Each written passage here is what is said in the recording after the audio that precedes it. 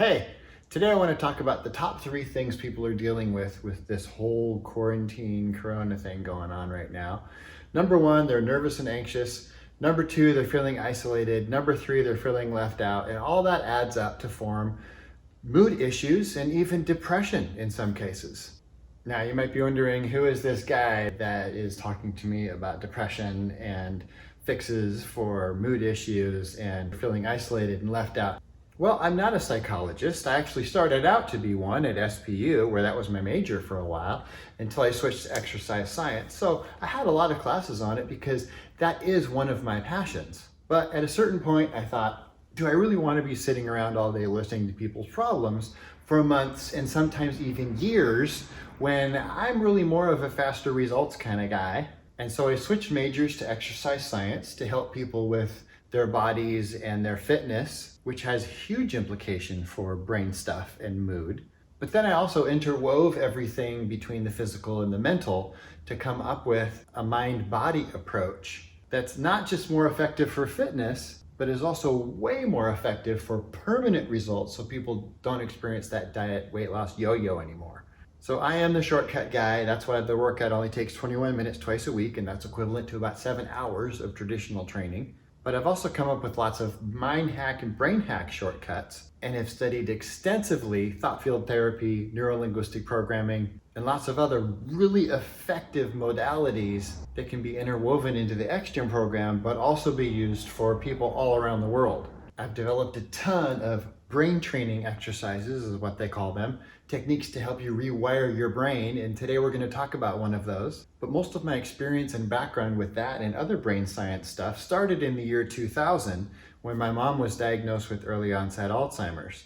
So I dove into the research to try to help her. Of course, back then we didn't know enough, and so she passed in 2005. But since then, I have never stopped studying it. And we've learned a ton about that and about other brain things. And I've incorporated it all into quick little exercises just like this.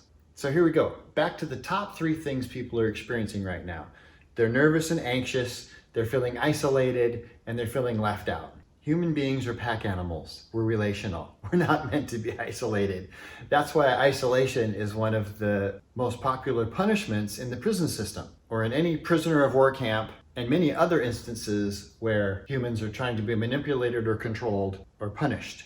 That's why a quarantine like this leads to depression and other mood disorders and mood issues. And one of the results from that is little interest in doing things. This is why most people just want to escape, sit on the couch, watch TV, and veg out and zone out because they're feeling overwhelmed, along with the nervous, anxious, isolated, left out, and they're just trying to escape from that. This also puts their brains in survival mode, which is emotional, and it sends us back into our toddler brain, the subconscious part of the brain, as opposed to our parent brain, the prefrontal cortex up here.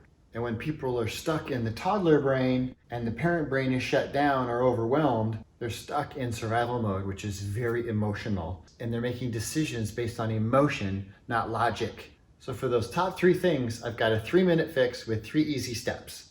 First step is the 4 heartbeat in and 4 heartbeat out breath. First step is to find your pulse. I use my neck because that's the strongest. Some people find it easier on their wrist. Other people use their brachialis artery.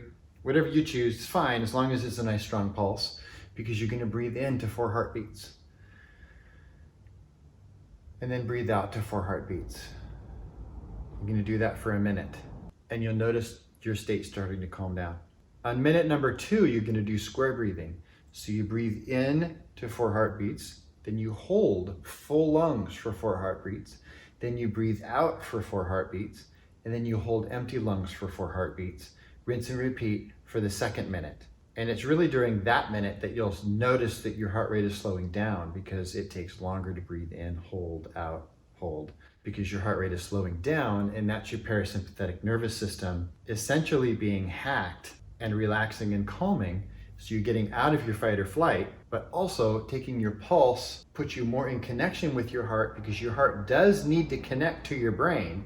And that's where you're going to experience heart rate variability going up, further pulling you out of fight or flight.